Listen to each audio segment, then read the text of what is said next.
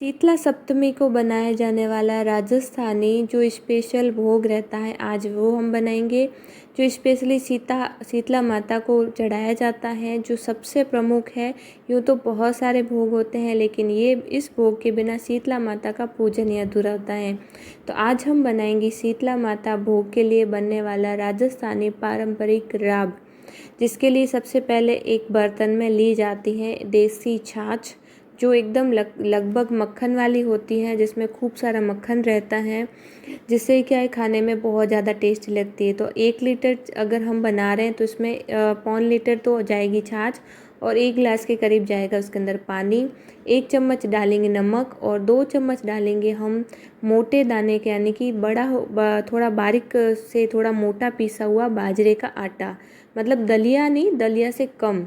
तो एक बार 2 बड़े चम्मच 1 लीटर के लिए काफ़ी होता है। एक बार अच्छे से इसको मिक्स कर देना होता है, थोड़ा सा बस हल्का सा चला लेंगे। उसके बाद में गैस के ऊपर रख के कंटिन्यू चलाते हुए इसको पकाना होता है। अगर हम इसको छोड़ देते हैं तो इसमें लम्स पड़ जाती है, गांठें पड़ जाती है, जो खाने में बिल्कुल भी अच्छी नहीं होती है।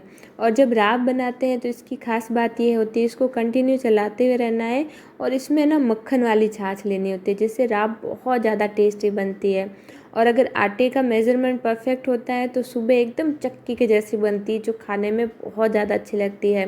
दही हो या चावल, किसी के साथ भी खाओ, ठंडा ठंडा होता है, क्योंकि शीतला माता को हर चीज़ ठंडी चढ़ाई जाती है। तो बस कंटिन्यू पकाते हुए 10 मिनट में ये राब बन के तैयार हो जाती है।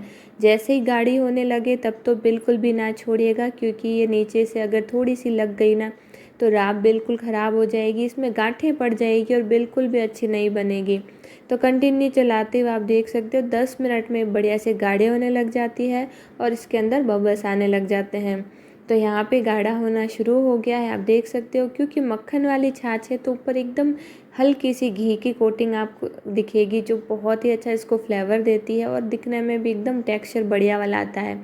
तो अब ये गाढ़ा होना शुरू हो चुकी है, बस 10 मिनट में ये बन के तैयार हो जाती है।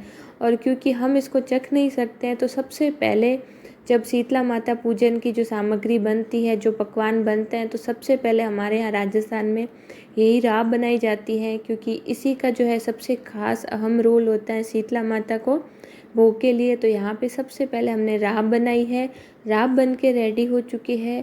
और ये जो राब है, जैसे कि शीतला माता को ठंडी करके चढ़ाई जाती है, उसके बाद में सबसे पहले चढ़ावा इसी का घर वाले सदस्य खाते हैं। तो ये शरीर में बहुत ही ठंडा, मतलब ठंडक देती है, इसलिए शीतला माता को एक प्रकार से एक प्रतीक है। शीतला माता कहती है कि अब से आप ठंडा खाना शुरू करें, जो घर में शरीर में शीतलता प्रदान करे। तो राब सबसे अच्छा जरिया है, अगर आप गर्मियों में खाते हैं तो बहुत ही बढ़िया लगती है खाने में।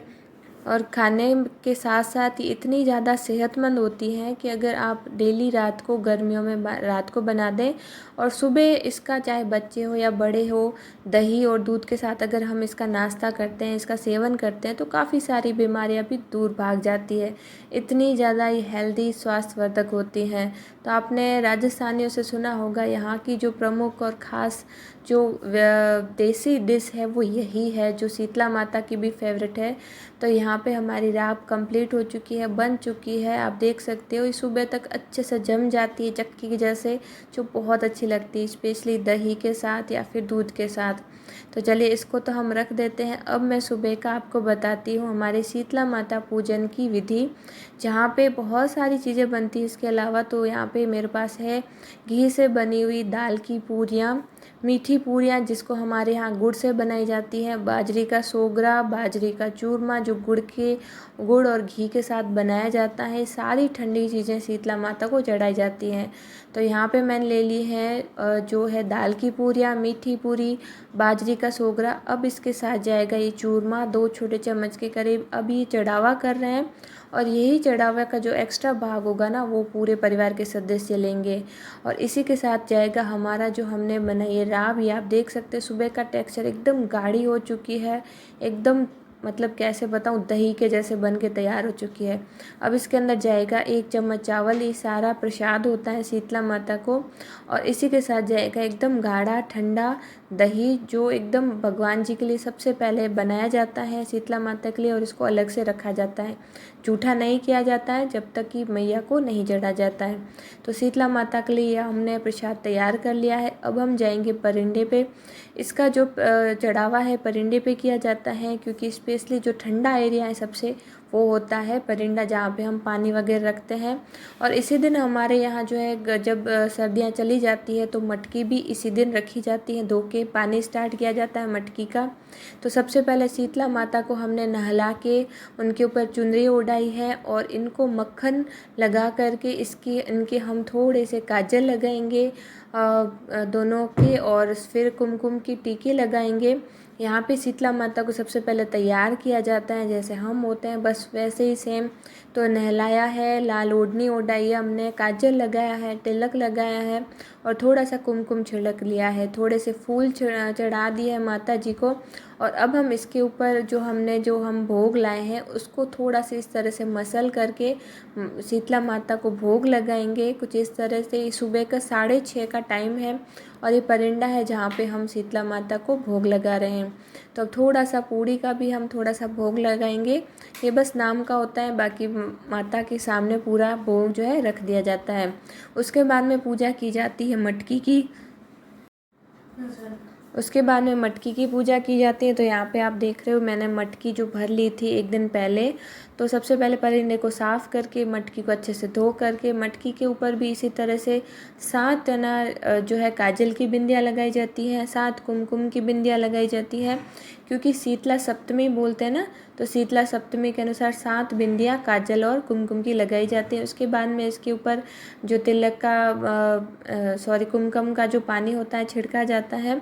उसके बाद में जो एक कलश होता है उसके अंदर कुछ बाजरा और मूंग को रात को भिगो करके उसका कलश जो है छिड़काव किया जाता है मटकी के ऊपर, शीतला माता के ऊपर, और कुछ जो पानी की धारा है घर में छिड़की जाती है। तो यहाँ और कुछ घर में शीतला माता के ऊपर और हमारे ऊपर भी ये जो जल है छिड़क देते हैं हम। उसके बाद में मैया का यानी कि शीतला माता का आशीर्वाद लेके हम भोग लेते हैं सबसे पहले। उससे पहले कुछ भी नहीं लिया जाता है, नहा धो करके पूजा करके। तो इस तरह से हमारे यहाँ शीतला माता की पूजा की जाती है। आई होप आप सभी को वीडियो बहुत अच्छी लगी होगी। Thank you and